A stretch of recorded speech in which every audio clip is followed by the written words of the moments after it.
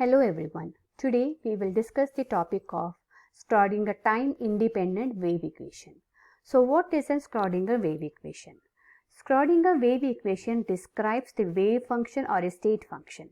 There are two types of Schrödinger equation, time-dependent and time-independent Schrödinger equations. These equations are presented by Erwin Schrödinger in 1925. Now we all have seen that in classical mechanics, the motion of the body is described by the Newton's second law by taking the equation F is equal to ma. But now according to the de Broglie hypothesis, the material particle like electron, proton and photon must also have wave-like properties. So now we need a new equation that should account the wave properties of the particle. Therefore, we should have a similar equation which describes like wave on string acoustic waves or electromagnetic waves here. So the equation was found in 1926 by Austrian physicist Schrödinger and it is known after his name as Schrödinger wave equation. So now we will get into the derivation.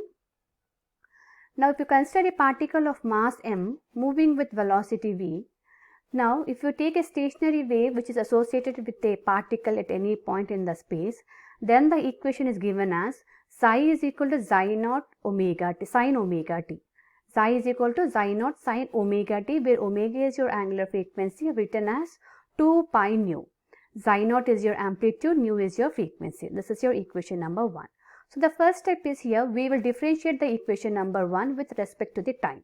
So what we will get is dou xi by dou t is equal to xi naught is your constant term. So derivation of a sin is nothing but cos here. So we will get xi naught 2 pi nu cos 2 pi nu t. Now second step is again we are differentiating this equation. So after differentiating this equation again, what we get is xi naught is a constant term, so we will keep it out. Okay, 2 into 2 pi nu. So the differentiation of the cos is nothing but minus sign. Again the inner term differentiation, so into 2 pi nu. So by rearranging the terms here, what we get is dou square xi by dou t square is equal to minus 4 pi square nu square xi naught sin omega t here. But in equation 1 we have seen that xi is equal to xi naught sin 2 pi nu t. So we will replace this xi naught sin 2 pi nu t with the value of the xi here. Then after substituting this value in the equation, we will get as equation number 2 after substituting. So the next is, we know that the general wave equation is given as dou square xi by dou t square is equal to del square v square xi here. So this is equation number 3 and this is equation number 2 here. Okay, equation number 2 and 3.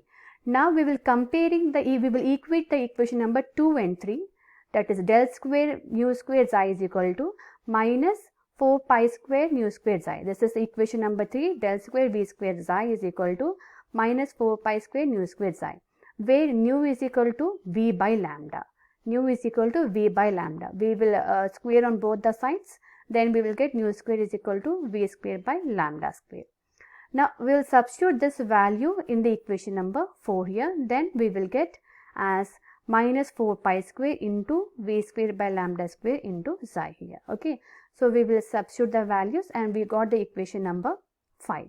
Now we all know that according to the de Broglie hypothesis, lambda is equal to h by mv.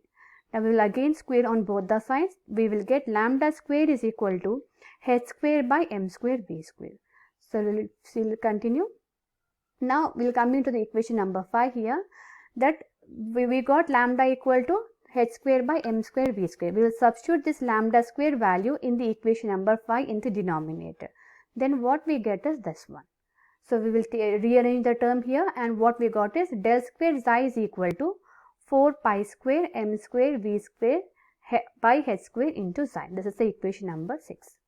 Now we all know that the total energy of the particle is nothing but sum of kinetic energy plus potential energy. So E is equal to half mv square plus potential energy. Now we will just rearrange the term in such a way that we want to have the m square v square value. So half mv square is equal to E minus v. Now we will multiply the equation by m with on both the sides, then we will get m square v square is equal to 2m into E minus v. So this is equation number 7. Now we will substitute this m square v square value in the equation number 6 6 in the numerator here. So after substituting this, what we got is this one.